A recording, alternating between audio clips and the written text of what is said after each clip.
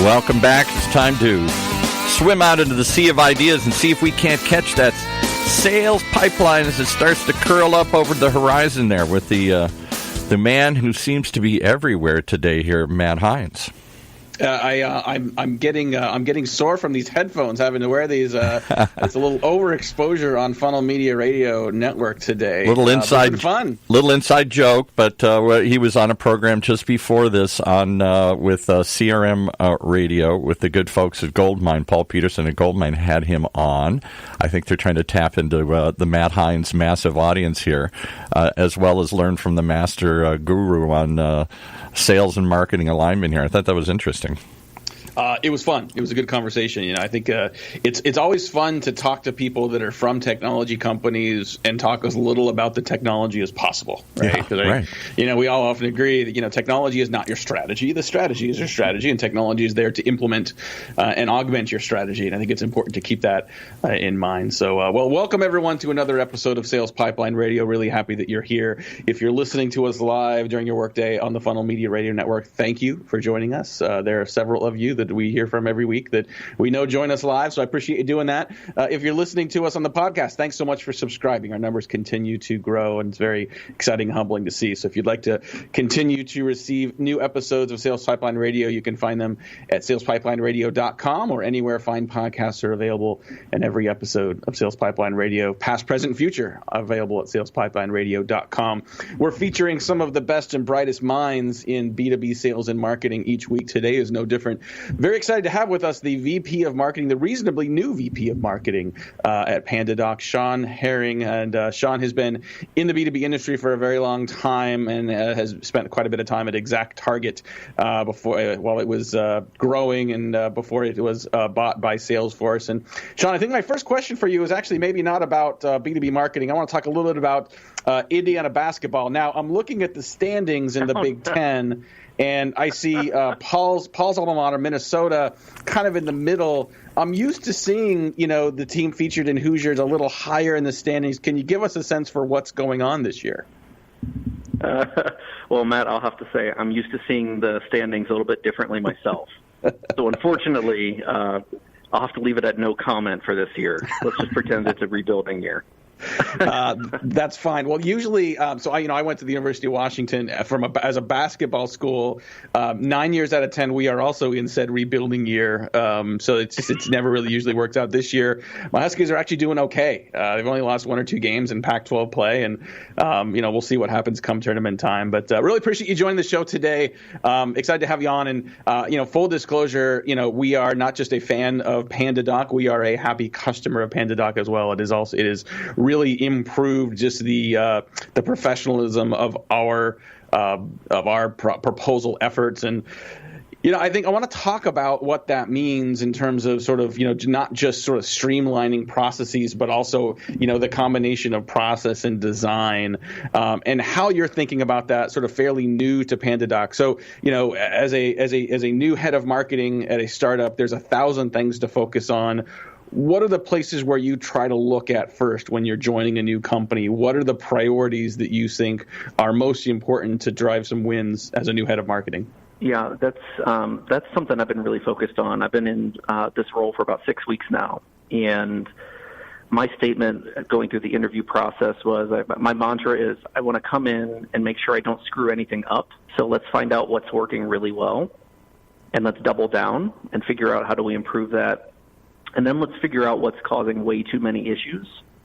And usually those two questions polarize people pretty quickly, and you can trim the tree pretty quick on where we should focus, where we shouldn't focus. And there's a lot of stuff in the middle. But what I've really tried to focus on is where do we already have a strength that we could leverage if we just had a little bit more focus. So those are Talking today on Sales Pipeline Radio with Shawn Herring. He's the new VP of Marketing at PandaDoc, and I know there's always sort of a balance between I appreciate you mentioning sort of not coming in and sort of necessarily changing things by default. But, I also think like in early stage companies, they don't often starve, they drown. There's 1,000 things to look at, right? And so as you think about the brand, you think about awareness, you think about leads, you think about supporting the sales team, you think about sort of future opportunities. Sort of as you look into the future, like how do you think about those different priorities, and how does a startup, in a marketing environment balance sort of traditional awareness, sort of brand goals with really driving measurable pipeline as well? Yeah, that's a tough one. Usually I'm separating brand and demand. Those are the two major components that I consider in the marketing mix, if you will. And what PandaDoc has done a great job is really building a demand funnel that is pretty streamlined and pretty effective. What I've been focused on in the first 6 weeks, as well as leading up to joining PandaDoc, is trying to understand where is all the revenue coming from, what is the ideal customer profile, like just the traditional foundational items. And I get less concerned with leads, I get less concerned with MQLs, and I really get focused on pipeline and then pipeline to close.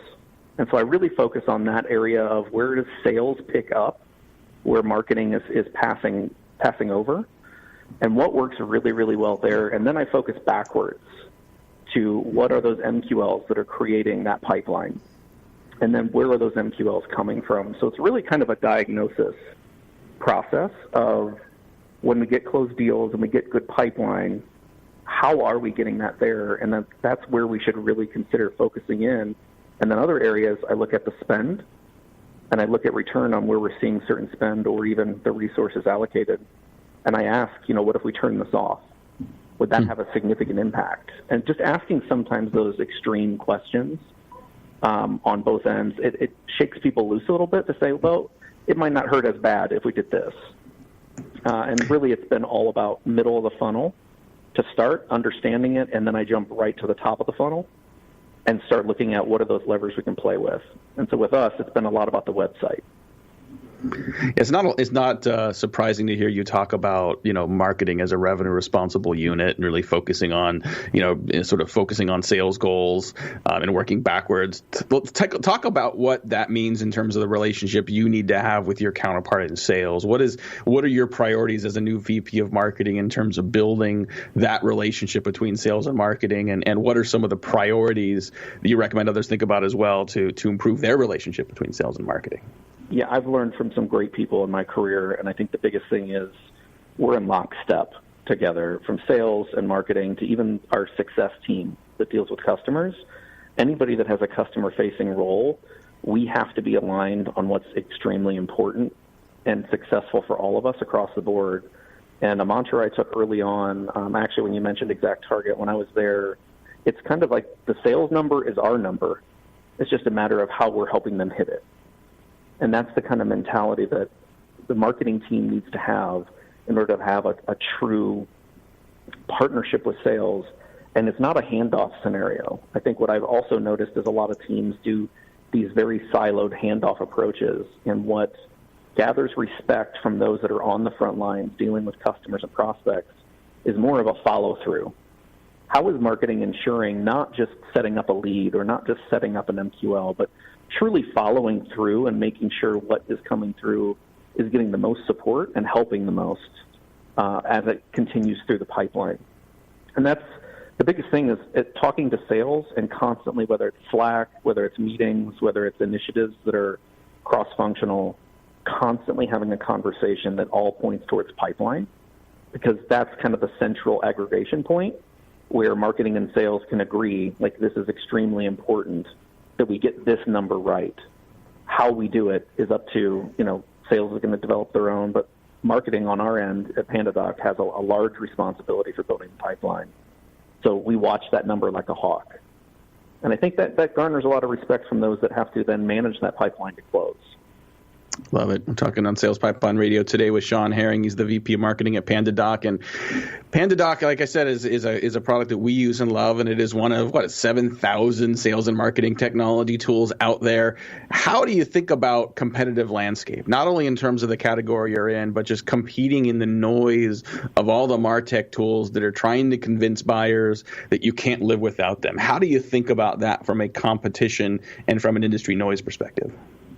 That has been a problem I've been trying to solve for the last, I'll say, since I joined ExactTarget about 10 years ago. Yeah. It's the standing out, but honestly what I've noticed is it's speaking down to the element of who do you think you're going to help the most.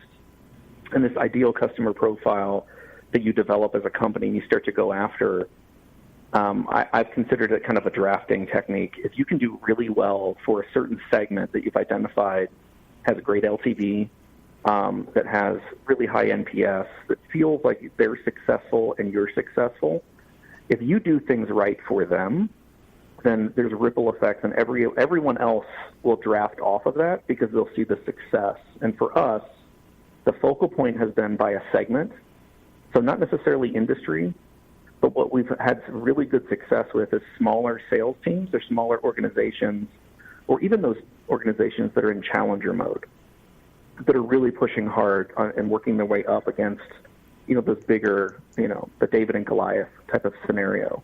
And so what we've seen is our positioning and our targeting, we're getting really, really, really good at targeting a specific segment of the market and doing well by them.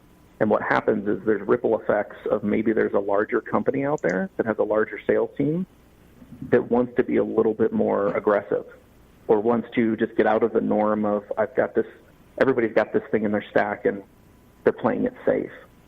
And so what we found is that helps considerably, and the more we focused, the more that kind of ripple effect has happened, where we've seen a lot more interest from more enterprise-level clients, as well as even some smaller ones that are coming in that are a little bit more aggressive on their end. We're kind of shooting for that SMB and small mid-market size. And it just seems to be that sweet spot where we get access to both if we just do right by our ideal customer profile. And that can be a hard thing for companies to do, right? I mean, it's one thing to sit and say, okay, we've got our personas documented, we've got a sense for who we want to sell to. But then when the rubber meets the road, you start saying, boy, we want to hit our numbers. Should we go outside of that? And a big customer comes by and says, we'd like to work with you, but we need you to make these couple changes to the product.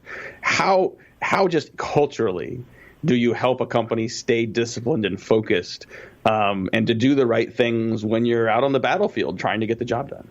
Yeah, that's been interesting. So at PandaDoc, what I've noticed in the short time that I've been here, very customer-centric, very customer-focused, and constantly wanting to have a pulse on how the customers are engaging, using, and benefiting from our tool, like our software and our platform.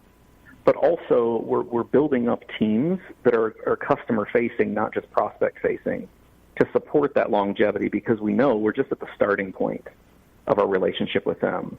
Because we do offer multiple options for people to engage with, they might just come to us for e-signature and then realize that there is a whole other side of creating, sending, and tracking proposals.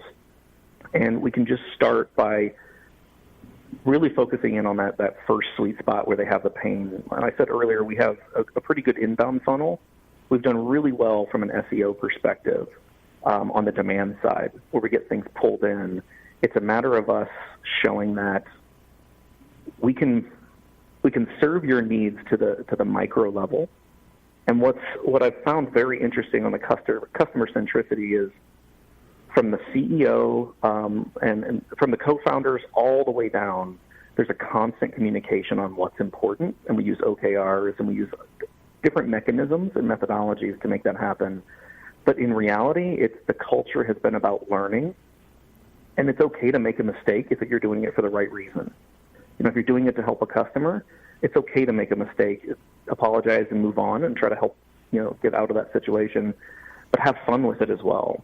And so what I've noticed is the culture has been really good about embracing a not just customer-centric mentality, but a focused mentality of, is that really going to help us move the needle, or is that just going to distract us? And you see decisions being made very quickly because from leadership down, they've made it very clear they want to empower people to the fullest, but you're always thinking about what benefits the customer the most.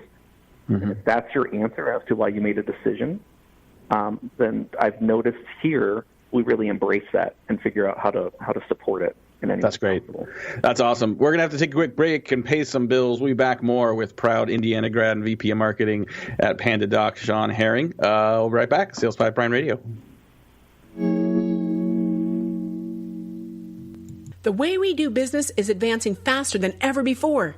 Yet amongst the disruptions, there's one pillar that stays standing through it all: the power of a relationship. Relationships are at the core of everything. So how are today's organizations developing, nurturing, and leveraging them to drive success?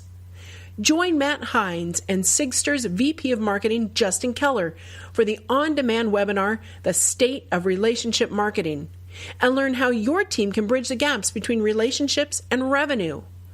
Listen now at HinesMarketing.com. That's HEINZ marketing.com. Okay, let's pick it back up with our college basketball fans here. And before we do, I have to correct the record. I just can't let it slide. You said that I'm an alumni of Minnesota. I actually went to Michigan, where Wolverines eat Gophers for lunch. I did get that wrong. I apologize. Yeah, no. Born in Minnesota, but went to Michigan. Yes, I know how you can confuse it here. No, it's terrible. That's I'm not a good Midwesterner if I don't recognize the different M's. I apologize for that. That's right. We got a lot of great guests coming up in future episodes of Sales Pipeline Radio. If you are new to listening or just want to know what's coming up, we got some exciting stuff. Next week, we're going to feature Derek Slayton. He is the CMO of Terminus, and we've just together completed some really interesting research on the state of account-based marketing. We've got some really interesting insights that I think you're going to want to see.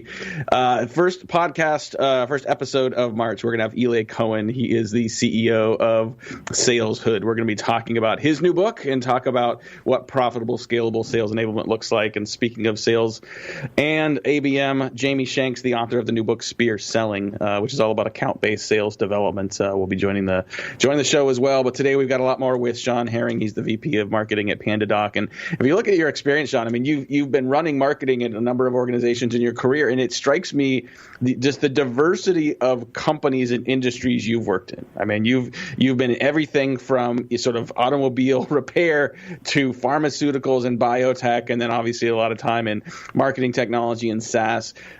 What are some of the things that you were able to take from some of your sort of earlier sort of non-tech background that has really served you well and helped differentiate your leadership and style in the MarTech and SaaS space?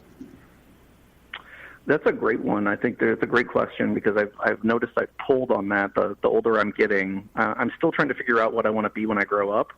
So this path that you're seeing, if you look at my LinkedIn profile, it's led me into marketing, and I've stuck there for the last 15-ish years.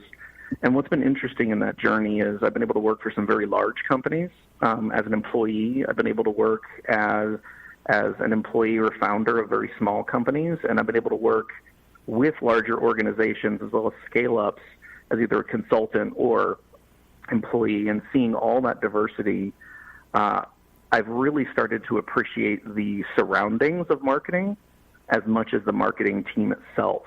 And I can go back to when I worked in the healthcare organization. It was a very large marketing organization. It was very process-oriented and a lot of decision-making made by committees. And you just notice how slow things go, but how deliberate they are. And it's not bad. It's just different depending on what that market needs and what that company needs. And when you're making decisions that have a impact for years to come, it makes sense to kind of take your time and think more methodically. But then I started to realize that I was in this bubble. And I was in this bubble of healthcare as well as in this bubble of a very large company within healthcare. And maybe I was missing out on how other people did things. And so I started looking at startups. I started looking at smaller scale-up organizations that weren't in the billions, but maybe in the 100 million or 10 or 50 million range. And what I noticed was the intentionality was the same, but really how the marketing team fits in and plays well with others was the crucial part of success in any org. And it sounds simple, and it sounds like, yeah, like everybody knows that. But when you're going from a company where marketing is super siloed and rarely talks to anybody but themselves to an organization where marketing is kind of that backbone, and I'll use ExactTarget as a great example. I met a ton of intelligent, people that were very, very passionate about what they do across the entire organization. And everybody's job in marketing, we were constantly working with other teams. And you have that full appreciation of when an org structures itself to really embrace marketing and hold it as a central part of what they're doing versus a siloed kind of offshoot. I've really pulled that in and said, what kind of organization do I want to work in? And so when I look at different organizations, that's one thing I look at is how is marketing structured? What is the dependency on marketing, and what is marketing's dependency on the org? But then I also look at what do I want a team to look like? What would I feel is successful, and what would I be proud to have as a team to point at and say, this group of people have killed it for the last year or 2 years, and look at the accomplishments. So those are the things that I've been taking throughout my career: is the environment that you're within, the leadership's views. If you're a founder, everything is sales. It doesn't matter if you want to be the head of marketing or you want to be the head of support or product. Like, you're in a sales position if you're starting up a company. And if you can have that mentality as you go through like a scale-up phase, I became very humbled when I worked for smaller companies and realizing how little I knew about all the other facets until I had to do them. And so now I feel like I'm at that point in my career where I can kind of put all of those things together and have a lot of empathy for other parts of the organization, as well as can jump in and say, like, hey, I think we can help, not just I feel where you're at, but I think we can help with what you're doing by having A, B, and C in place. So those are bigger things that I've noticed that I've kept pulling from in my experience that I'm applying even now at PandaDoc. I'm continuously learning, and even going back to previous colleagues and saying, hey, how have things changed? What are you seeing now? I'm really big on pulling from others' experience and outside in type of methodology. Love it. We just got a couple more minutes here with Shawn Herring, the VP of Marketing at PandaDoc. And, I love hearing you talk about sort of, helping to get marketing organizations that sometimes work in silos to work together. So you've got the opposite opportunity. You own a lot of those organizations today in your role at PandaDoc: demand gen, product, brand, communication, sales development. What are some of the keys for you to making sure that those teams work in concert in an integrated way in a 1 + 1 = 3 kind of situation?